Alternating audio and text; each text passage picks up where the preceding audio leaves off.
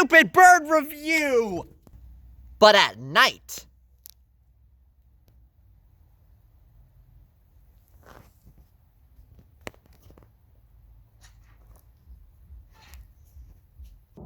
This is the 71st edition of the series. Here is the Gala. So this guy is pretty cool. This is the Gala. This is from Australian Bird Series 1. It was released in 2002. Mine was made in 2005. And this one does not work anymore, sadly. I don't know where the sound went, but yeah. So his name is Bubblegum, because he's pink, obviously. This one's in pretty good condition, except it doesn't have its hang tag. Really, really pretty pink here.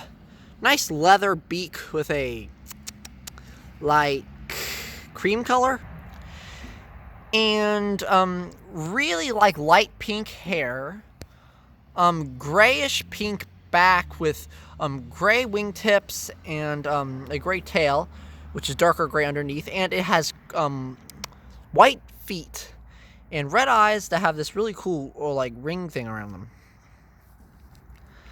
So this one I'm going to give this one a 8 out of 10. It's pretty good.